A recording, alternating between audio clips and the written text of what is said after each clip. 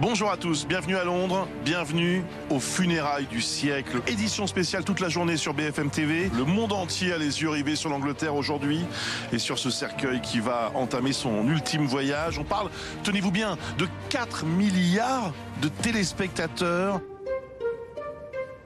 On voulait être là parce que c'est notre dernière chance, le dernier moment pour dire au revoir à notre reine. Il n'y aura jamais quelqu'un d'autre comme Sa Majesté Elisabeth II, donc on voulait être là. C'est un moment spécial, une partie de l'histoire. 6h30 à Londres, 7h30 à Paris, Westminster Hall.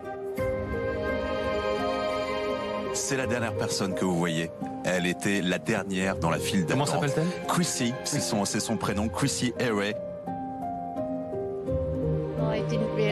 Je n'arrive pas à réaliser que j'ai pu voir le cercueil de la reine. Je me sens très privilégiée d'avoir été la dernière personne à lui dire au revoir.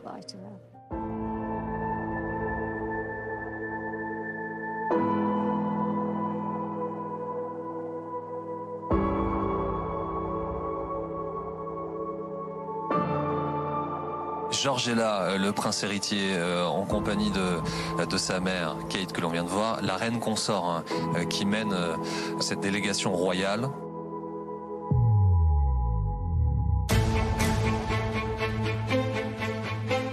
À l'arrière du cercueil de la reine se trouvent donc ses enfants, le roi Charles III, ses frères Andrew et Edward, la princesse Anne. Et on a été parfaitement à l'heure, puisque c'est à 11h52 que le cercueil est arrivé devant Westminster Abbey, comme prévu.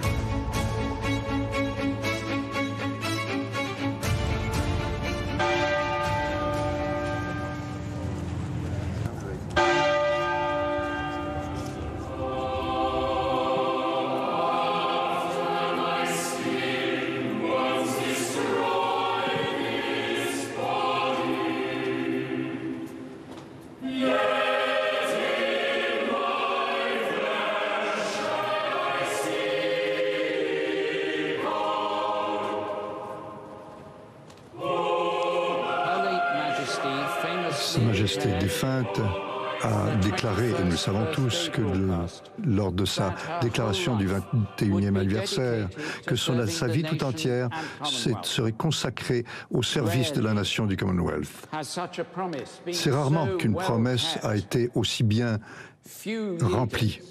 Il y a peu de dirigeants qui ont reçu toute cette amas d'amour au cours de leur vie.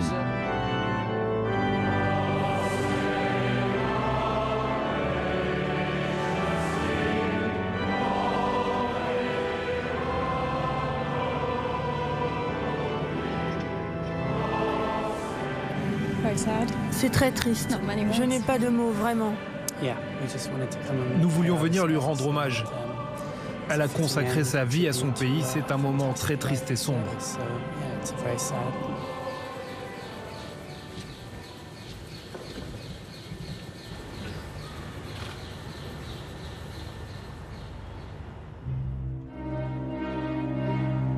Les images que vous regardez en ce moment sur BFM TV en direct sont les adieux de la reine Elisabeth II à Londres.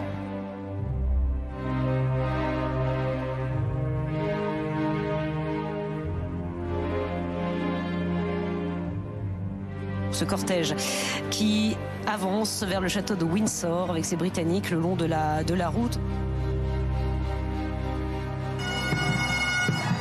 Et comme à Londres et comme sur tout le chemin qui a amené le cercueil de la reine dans sa dernière demeure, le château de Windsor, on est frappé par la foule silencieuse. On a vu tout le poids du deuil sur le visage du nouveau souverain Charles III, manifestement éprouvé.